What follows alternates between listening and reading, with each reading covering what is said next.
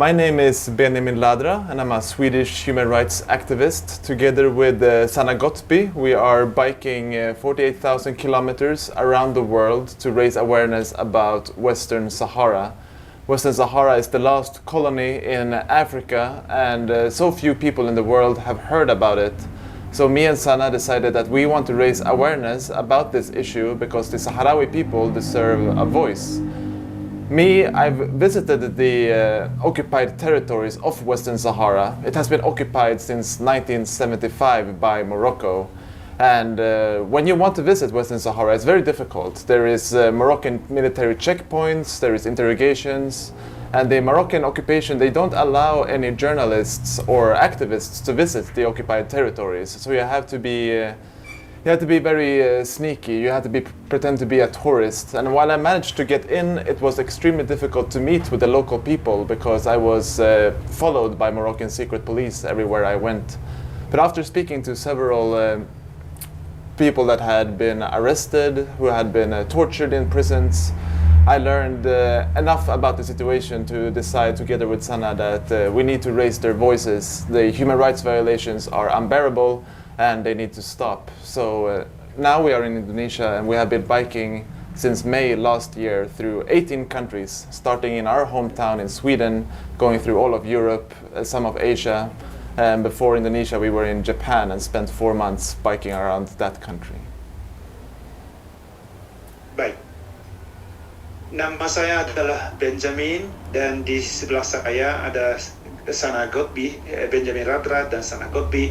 Kami adalah dua orang aktivis hak asasi manusia dari Swedia. Kami sedang berkeliling dunia sepanjang 48.000 kilometer naik sepeda untuk meningkatkan kesadaran dan pengetahuan tentang Sahara Barat, yaitu suatu daerah boleh dikatakan koloni yang tertinggal di Afrika yang masih di bawah pendudukan negara lain. Saya sendiri pernah ke Sahara Barat pada beberapa tahun lalu. Ketika itu Sahara Barat sangat sulit untuk memasukinya karena tentu militer dan polisi Maroki sedang mengawasi siapa saja yang masuk ke daerah itu. Ada beberapa checkpoint ketika saya pergi ke Sahara Barat dari Maroko, ketika saya naik bus. Akhirnya saya berhasil masuk ke Sahara Barat karena saya hanya bilang saya adalah turis biasa dan tidak ada apa-apanya, jadi saya bisa masuk ke Sahara Barat. Tapi masih sangat sulit untuk bertemu dengan orang-orang lokal karena sedang diikuti oleh polisi dan militer. Tapi akhirnya bisa bertemu dengan cara tertentu dengan orang-orang lokal di Sahara Barat, dan mereka semuanya bercerita tentang pengalaman mereka, penyiksaan dan penindasan dan sebagainya. Dan saya memutuskan untuk menyebarkan informasi ini ke dunia, dan dengan bersama Sanna Ghotbi saya memutuskan untuk melakukan kampanye ini. Dan bulan Mei tahun lalu kami mulai dari Swedia dan sudah menjejaki 18 negara, termasuk Indonesia. Sebelum ke Indonesia kami berada di Jepang selama 4 bulan. Berangkat dari Eropa tahun lalu. Baik, sampai di sini saja saya dulu. Sekarang Sanna Ghotbi yang akan bicara. Okay, now Sanna Ghotbi speaks. Okay, I will do shorter so you can translate more often. Okay. So my name is Sanna Ghotbi and I'm a Swedish human rights activist. Nama saya Sanna Ghotbi, saya juga adalah aktivis hak asasi dari Swedia. And like most people in the world, I had never heard about Western Sahara before. Ya, seperti banyak orang di dunia ini, saya sendiri waktu itu belum pernah dengar Sahara Barat itu apa. And I'm sure like most people in Indonesia, you have heard about Palestine, and I had also heard about Palestine before, and I was very familiar with what was happening in Palestine. But the same thing is actually happening in Western Sahara, but no one writes about it and no one talks about it. Banyak orang di dunia dan juga banyak orang di Indonesia pasti tahu Palestina itu bagaimana kondisinya. Dan saya juga familiar tentang dengan kondisi di Palestina, tapi saya sendiri belum pernah tahu tentang Sahara Barat. Tapi apa yang terjadi di Sahara Barat itu adalah sebetulnya hampir sama dengan apa yang terjadi di Palestina. So the Sahrawi people, the indigenous people of Western Sahara, they were colonized by Spain, a European country, just like Indonesia was colonized by the Netherlands, just like Palestine was colonized by the UK. Daerah Sahara Barat pernah diduduki oleh Spanyol, sebagaimana halnya Palestina diduduki oleh UK dulu, atau di Indonesia diduduki oleh Belanda. And just like Palestine was invaded by Israel, and Israel forced the Palestinian people to flee their homes, the Moroccans invaded Western Sahara, and they forced the people of Western Sahara to flee from their homes. And now there are refugee camps in the Algerian deserts. And for 50 years, the Sahrawi people have been living in the desert in these camps, waiting to return to their country. Sebagaimana halnya Israel mendirikan negaranya dan mengusir orang-orang Palestina, orang lokal ke daerah lain, Maroki melakukan invasi ke Sahara Barat, dan akhirnya orang-orang lokal di Sahara Barat juga harus melarikan diri ke Algeria. Mereka mendirikan kampung Mungkin.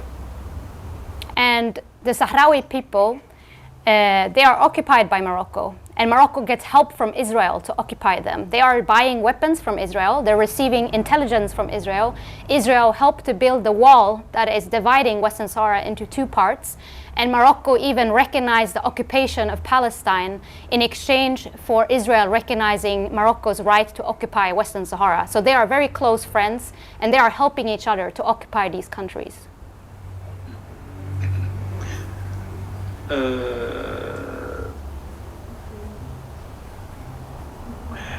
Maroko menduduki Sahara Barat sudah lama, dan mereka mendapat bantuan dari Israel, khususnya untuk mendirikan dinding yang panjang sekali 2.700 km. Dengan bantuan Israel mereka mendirikan dinding yang membagi teritorinya dua bagian, Maroko dan Sahara Barat. Dan ketika Israel dan Maroko mengembalikan hubungan diplomatik baru-baru ini, Maroko mengakui pendudukan Israel terhadap Palestina, dan juga Israel mengakui pendudukan Maroko terhadap Sahara Barat. Jadi Israel dan Maroko sangat dekat, mereka sekarang berjalin hubungan yang sangat erat. And I was in these refugee camps where the Sahrawi people live last year, and I talked to the people in the camps, and all they want is for people to know about them, that they exist. So that is why we are biking around the world, trying to speak to people about what's happening in Western Sahara. That's why we are in Indonesia, because we know that the people of Indonesia will understand that the Indonesians know what it's like to live under colonization. You know what it's like to suffer. So I think you could feel empathy to what's happening in Western Sahara and to the Sahrawi people. Saya secara pribadi tahun lalu mengunjungi kamp pengungsian di Algeria, pengungsian orang Sahrawi di Algeria, dan semua orang mengatakan, meminta kepada saya agar saya menyebarkan informasi ini, masalah mereka ini kepada dunia luar, dan juga bahwa mereka eksis di situ, mereka berada di kamp pengungsian dalam kondisi seperti itu. Dan kami memutuskan untuk berkampanye tentang ini, dan kami berada di Indonesia sekarang, dan rakyat Indonesia pasti akan punya pemahaman yang lebih dalam tentang Sahara, bisa mengerti masalah Sahara Barat lebih mendalam, karena mereka juga mengenal kolonisasi itu apa dalam sejarah dan pendudukan bangsa asing itu bagaimana. Yes, thank you. Ya. Oke. Yeah. Mereka sudah selesai bicara dan sekarang kita mau tanya pertanyaan.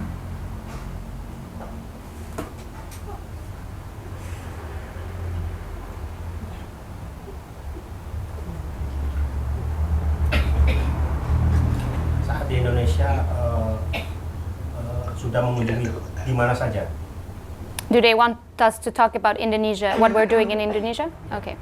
So in Indonesia, we started biking from Nusa Dua, Bali, in the south of Bali.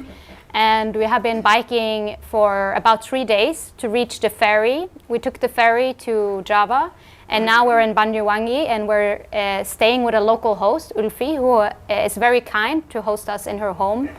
And just this morning, we went to the local market in Banyuwangi, and we handed out flyers about Western Sahara together with Ulfi to the people to talk about what's happening there. Okay. We started in Bali and took 3 hours. Sorry. Okay, I have to say. Indonesia. Okay, kami berangkat dari Bali dan makan waktu 3 hari untuk sampai ke Banyuwangi sekarang. Naik ferry ya sebelumnya. Kemarin saya bersama dengan teman saya pergi ke pasar Banyuwangi dan di situ menyebarkan pamflet tentang Sahara Barat ke orang-orang yang di sekitar itu. Ya, itu pengalaman kami. And tomorrow we will continue biking, and we're going all the way to Jakarta by bicycle. So we will pass many big cities like Surabaya, Yogyakarta, Bandung, Jakarta, of course, and many smaller towns and villages on the way. And our plan is in every village and every city, we will talk to the people about Sahara Barat, what's happening there. Besok kami akan berangkat lagi menuju ke Jakarta. Tapi tentu dalam perjalanannya kami akan singgah di Surabaya, Yogyakarta, Bandung, dan juga di kota-kota, di desa-desa atau di kota-kota di antara kota-kota besar seperti itu. Kami pasti akan bertemu dengan orang-orang desa, orang-orang setempat, dan ingin menyebarkan informasi tentang Sahara Barat kepada mereka. So the question was why we choose biking. Do you want to answer that, Benjamin? Sure. When you bike, you have a different opportunity of meeting local people. If you are in a car, for example, you just pass everybody and you don't have any chance to speak. But when you are on a bicycle, you can talk to everybody on the way. You get to stay with the local people. You stay in every village because biking is very slow. So you have a chance of reaching many more towns and villages than you have if you take a flight or a car. And it's also physically challenging, and people respond to that. They see that we are struggling. They see that we are making a sacrifice in our lives, and then they get curious to ask why. And combine that with the big flag of Western Sahara, and we look very special when we're coming, which opens many conversations. Mengapa kami memilih untuk naik sepeda? Pertama, daripada menggunakan kendaraan lain seperti bis atau kereta atau bahkan pesawat, naik sepeda tentu kita akan bisa bertemu lebih banyak orang di tengah jalan ya. Jadi lebih banyak kesempatan untuk berbicara dengan orang di tengah jalan, dalam perjalanan tentang Sahara Barat. Dengan demikian kami bisa lebih dekat kepada masyarakat, lebih dekat kepada rakyat, dan lebih dekat kepada orang-orang desa juga. Kedua, ini mendayung sepeda begitu panjang memang sesuatu yang sangat membuat kami capek sekali ya, physically ya. Secara fisik memang sangat sulit. Dan cara seperti ini yang sebetulnya menarik perhatian orang. Mengapa kalian berusaha seperti itu ya? Jadi secara fisik kita mencoba dan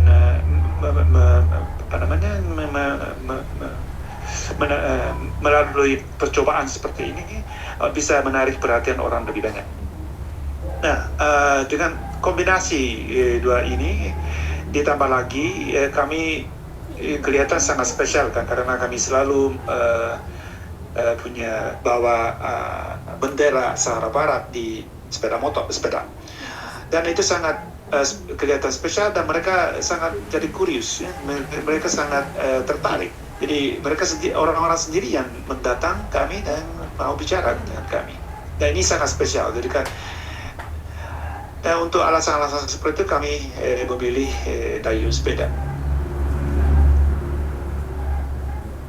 And then why you just both of you not there are no other companion? Why us two?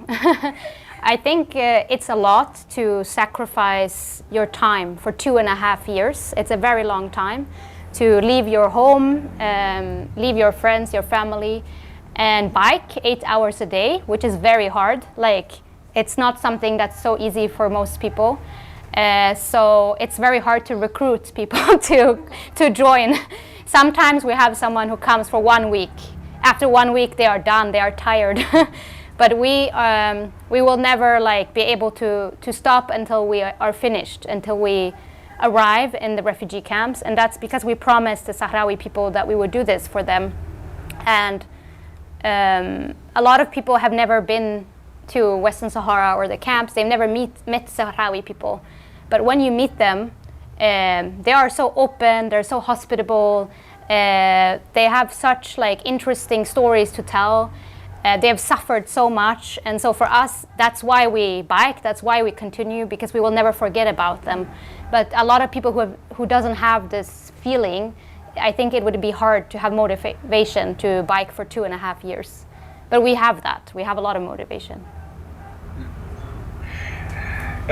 Ya memang mendayung sepeda seperti begini 2,5 tahun itu memang sesuatu yang luar biasa, kami tahu juga. Memang sangat capek ya. 8 jam sehari kami berjalan dengan sepeda, dan banyak orang ya kami kadang-kadang bisa merekrut orang untuk mendampingi kami berjalan, kita bersama-sama melari. Tapi ya seminggu mereka mendampingi kami, mereka biasanya capek dan mereka mungkin berhenti, tapi kami tidak bisa. Kami harus menembus sampai akhir. Karena kami sudah bertekad keras untuk melakukan itu. Mengapa kami harus bertekad seperti itu? Itu karena kami selalu mengingat orang-orang yang kami temui di kampung manusia. Mereka hidup di kampung manusia yang begitu sulit ya lingkungannya. Tapi mereka sangat baik dan mereka menerima kami dengan tangan yang terbuka. Dan mereka punya hospitalitas yang sangat baik, tapi tentu mereka sangat menderita, dan penderitaan mereka itu yang mengingatkan kami selalu kami harus menyelesaikan misi sebesar ini sampai akhir, dan kami tidak bisa berhenti di tengah jalan. Kami ingin menyelesaikan misi ini sampai akhir. Any difficulties along the journey? What the difficulties that you? There are so many difficulties, it's hard to know where to start. The physical challenge of it is challenging, to say the least. Especially here in Indonesia, it's very hot. The streets are very crowded, there's a lot of cars, a lot of scooters, and we're always thirsty, we're always hungry. We're vegetarians. Finding food has been all right so far, but not always easy. And then of course it's the psychological, to be away from your family for years, from your friends, from your comfort. We're not used to being in this part of the world. It's challenging for us sometimes, especially the climate. But also we miss our friends. We miss our life back in Sweden, and we have to remind ourselves often of the Sahrawi people's struggle in order to motivate us to keep going, because it is hard to do something like this. Ya, memang ada beberapa tantangan, seperti tantangan fisik, tantangan psikologis, dan lain-lain. Tantangan fisik adalah ya seperti yang Anda bisa mengerti, bagi kami ini iklim di Indonesia ini memang sangat susah ya, karena panas sekali, dan kemudian lingkungan di jalan-jalan, perjalanan penuh dengan sepeda motor dan motor, sangat debu dan sangat sesak, memang sangat sulit secara fisik.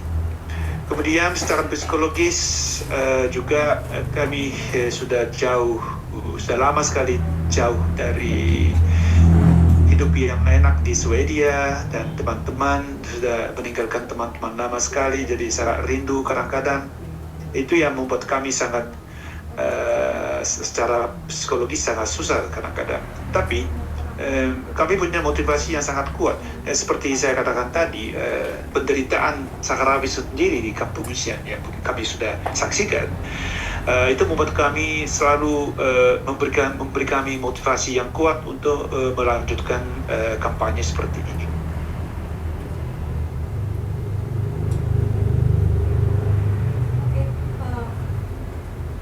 We need to know more clearly why you choose to campaign about this Morocco, West Sahara. Why? Okay. The reason clearly. So, Western Sahara is a colony. It is still colonized, and it's recognized by the United Nations as a colony. And the people who live there are suffering under extreme occupation. They are not allowed to go to university. There's no university in Western Sahara. They are denied health care. They are not allowed to speak they speak Arabic. They have their own dialect of Arabic. They're not allowed to speak. Children are being hit in school if they speak their dialect. They are not allowed to form associations. They're not allowed to start businesses or corporations. They are heavily discriminated, and they are beaten, they are tortured. The problem is people don't know about it. We know about Palestine. It doesn't mean that Palestine is free, but it means they have support from a lot of people. But the Sahrawi people, they have no support because we don't know, because the media doesn't write about them.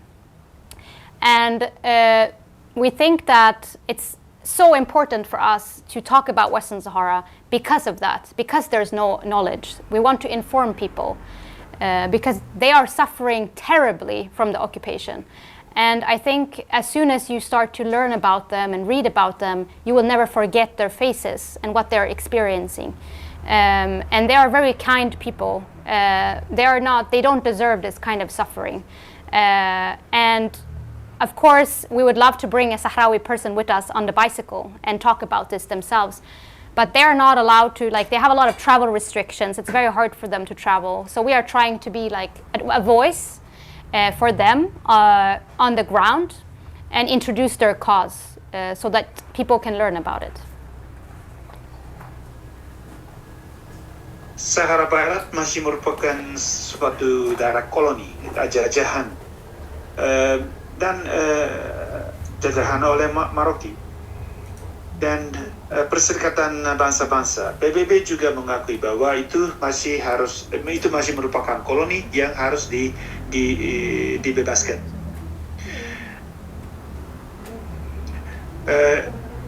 Kondisi di bawah pendudukan itu bagaimana di Sahara Barat?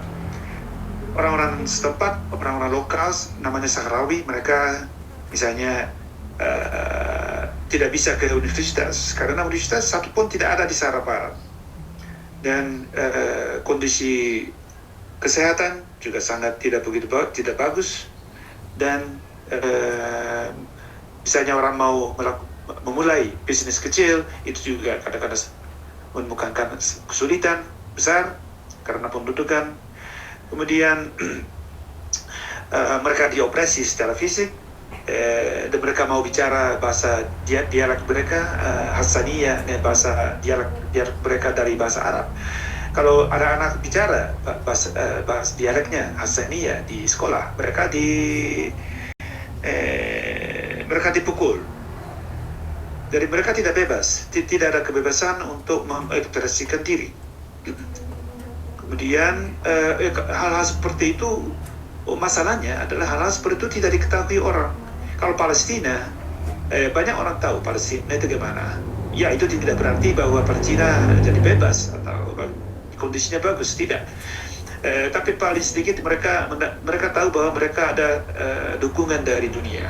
Tapi kalau soal Sahara Barat, karena orang tidak tahu, maka tidak ada dukungan kepada mereka juga di dunia ini. Oleh karena itu kami memutuskan untuk berbicara. Saya kira itu penting sekali untuk berbicara tentang Sahara Barat terus. Mereka menderita sekali di bawah pendudukan penjajahan oleh Maroki, tapi orang tidak tahu. Dan semua orang Sahrawi yang kami temui mengatakan bahwa kami harus menyebarkan informasi ke dunia ini. Dan maka karena itu kami melakukan hal seperti itu. The scariest story, you mean from the Sahrawi people? Well, I met one Sahrawi woman. She had been imprisoned by Morocco for over 20 years just because she had the Sahrawi flag. In the prison, she was raped almost every single day by Moroccan soldiers. They had also poured acid all over her head, so she didn't have any hair anymore.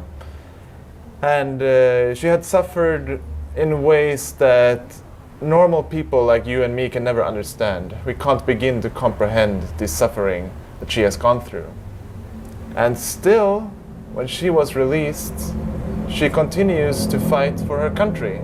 And by fight, I mean that she goes out into the streets with a flag and says, "Free Western Sahara." And that kind of courage is difficult to grasp for normal people. Like, how important is it for her and for the Sahrawi people to have their freedom? It's beyond words. And it's very, very inspiring, their strength in the face of absolute terror from the Moroccan occupation. Oke, saya bisa memperkenalkan sebuah cerita yang sangat mengerikan ya. Saya bertemu dengan seorang wanita. Dia pernah ditahan selama 20 tahun. Hanya karena dia menjunjung tinggi bendera Sahara Barat. Memang itu dilarang di Sahara Barat oleh Maroki. Dalam penjara, dia dia diperkosa hampir tiap hari oleh soldadu Maroki. Dan satu hari dia dituangkan dari atas semacam bahan kimia yang sangat karena itu rambut dia hilang semua. Nah, jadi penderitaan seperti itu memang sangat sulit untuk dipahami ya, karena luar biasa dan nggak pernah terjadi di dalam kehidupan kami sehari-hari, kita sehari-hari. Dia ini, wanita ini, setelah dia dibebaskan, dia masih tetap berjuang. Dia berteriak Free Western Sahara, artinya bebas merdeka Sahara Barat dan sebagainya. Dan sering diintimidasi oleh polisi dan serta, tapi masih tetap bertahan dan berjuang terus. Jadi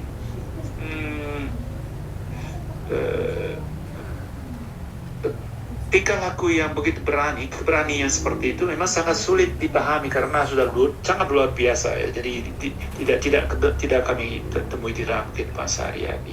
Tapi sangat penting saya kira untuk memahami melalui cerita-cerita seperti ini apa yang terjadi di Maroko, apa hakikatnya daripada pendudukan dan penjajahan Maroki. Penjajahan Maroki adalah teror yang mutlak, ya, tidak ada tandingnya.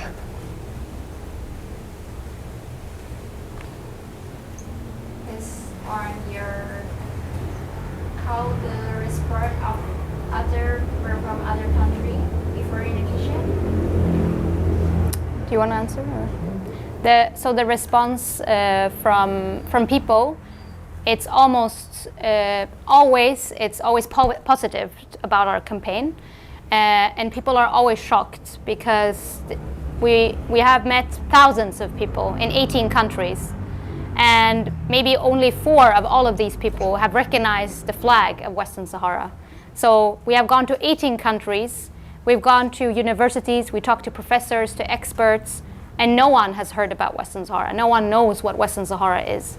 And it's the same everywhere, including Indonesia.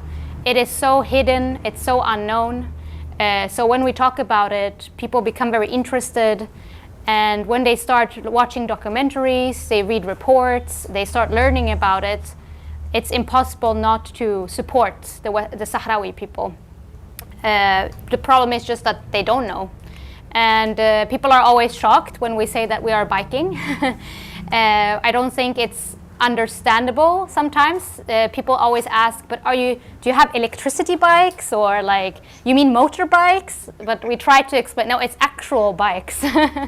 And I think that's why we chose the bike, because we want the shock to be able to speak to people.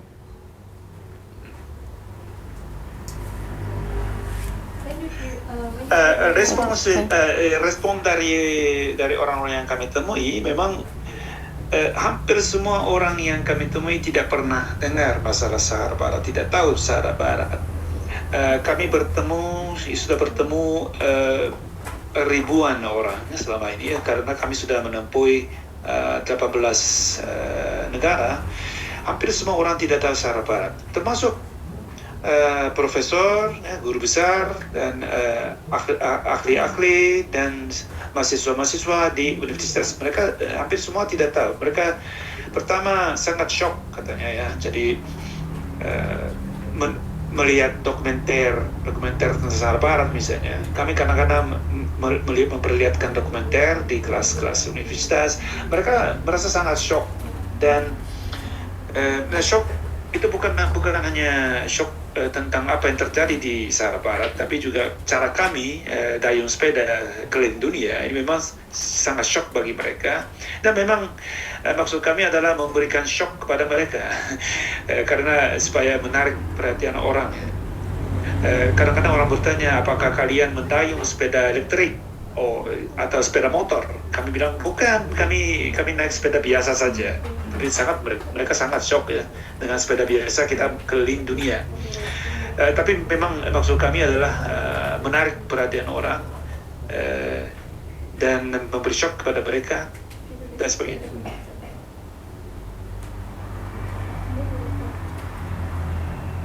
There was another question. I didn't.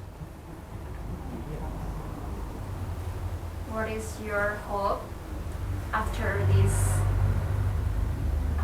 you're doing activism? Your hope?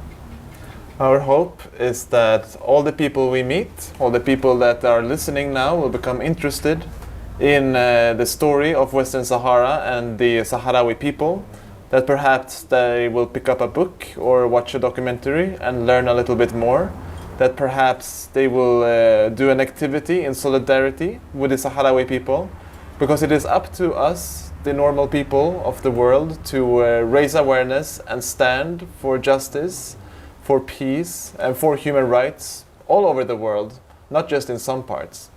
And the Sahrawi people needs us, they need you, to raise your voice, to use your voice, and to advocate for their cause wherever you are.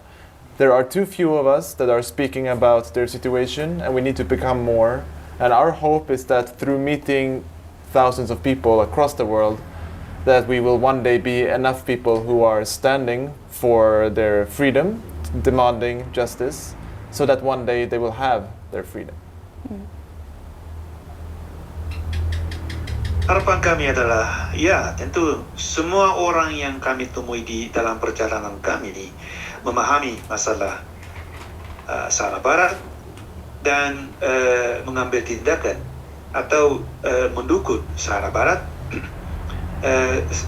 melihat buku atau melihat dokumenter dan belajar sedikit lagi supaya memahami lebih mendalam, dan akhirnya mengambil aksi dan membangkit untuk mendukung keadilan. Kami atau mereka Sahrawi membutuhkan dukungan dari kalian, dukungan dari semua orang, dan juga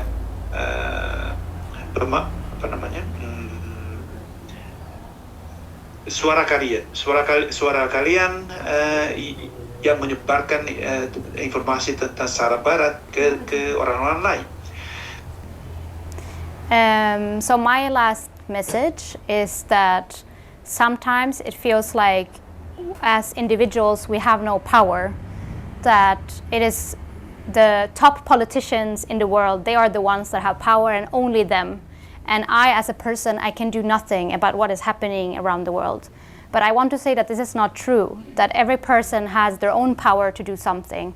And my hope is that as people, one by one, as individuals, we can do better and show solidarity for someone else across the world, your neighbor, in this case for Western Sahara.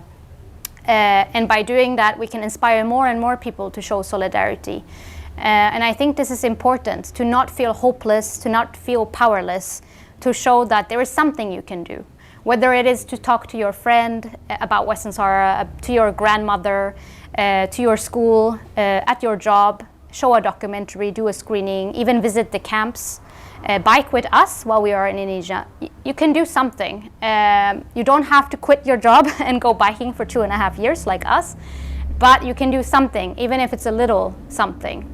And if you do that for Western Sahara, then you show that no people is forgotten, and that if one place in the world is occupied, then that means we have lost as humanity, because no one is free until everyone is free.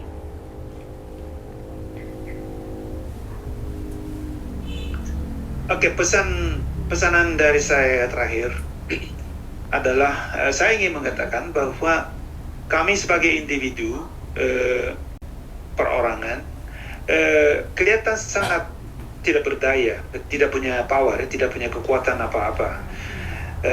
Sepertinya orang-orang politisi yang top saja yang menentukan segala hal di dunia ini. Kelihatan seperti itu, tapi itu tidak benar. Saya yakin bahwa setiap orang seperti termasuk kami mempunyai kekuatan tertentu, dan ketika kita menggabungkan semua kekuatan dari semua orang dengan memperlihatkan solidaritas kepada orang-orang yang menderita, pasti kami akan bisa mencapai sesuatu. Kami akan bisa mengubah dunia ini. Misalnya Anda bisa berbicara tentang Sahara Barat, misalnya saja kan, Anda bisa berbicara tentang Sahara Barat di sekolah, di tempat kerja, atau berbicara kepada tetangga-tetangga. Dan dengan cara seperti itu pun kami akan bisa ada hal-hal yang bisa kita lakukan bersama-sama. Tentu kami senang sekali kalau ada orang yang mendampingi kami selama perjalanan ini, mendayung, bersepeda bersama-sama. Tapi Anda tidak perlu berhenti kerja seperti kami, hanya 1 hari, 2 hari, bahkan 1 minggu, ya, mendampingi kami bersama-sama. Dan itu juga suatu aksi yang bisa dilakukan. Saya berpikir bahwa di dunia ini, jika masih ada tempat yang diduduki oleh orang bangsa asing, itu meskipun daerah itu sangat jauh dari kami, kami tidak bisa menutup mata kepada tidak keadilan yang terjadi di situ. Jika kita menutup mata kepada satu peristiwa seperti itu, pendudukan, itu sama artinya dengan kita kehilangan kemanusiaan, humanitas. Right, my final message is that everyone should be an activist. We as humanity face a lot of problems around the world, not just in Western Sahara. Every country is also dealing with their own issues. But who is supposed to solve all these issues that we're facing together? Someone else? Some distant politician? No. When we realize our power as citizens and that we, through collective action, have gained every single freedom that we enjoy today, then we can start solving the issues for real. And the Sahrawi people are in dire need of our support. And through becoming an active citizen, through standing in solidarity with them, you also realize your power to help your own neighbors, your own community. You learn the power of organizing, which is the number one way of making the world a better place. So through helping others, you help yourself. Pesanan terakhir dari saya, Benjamin, saya ingin mengatakan bahwa semua orang harus menjadi aktivis, semacam dengan cara ini atau cara lain, atau menjadi warga aktif. Kita menghadapi banyak masalah di dunia ini. Apakah orang lain yang memecahkan, atau kita hanya menunggu begitu saja sampai orang lain memecahkan masalah-masalah di dunia ini? Saya kira itu tidak akan terjadi. Kami yang harus mengambil tindakan. Kami harus secara bersama, secara kolektif, ya, secara bersama berusaha untuk memecahkan masalah-masalah yang kita hadapi. Orang lain tidak akan bisa memecahkan masalah. Dalam hal Sahara Barat, orang-orang Sahrawi membutuhkan dukungan dan solidaritas dari dunia luar, itu tentu. Dan mereka sangat membutuhkan solidaritas. Dengan cara kita memberi bantuan kepada mereka, memberi bantuan kepada orang-orang tetangga, orang-orang yang tinggal jauh. Dengan cara demikian kita bersama-sama membuat dunia ini lebih baik.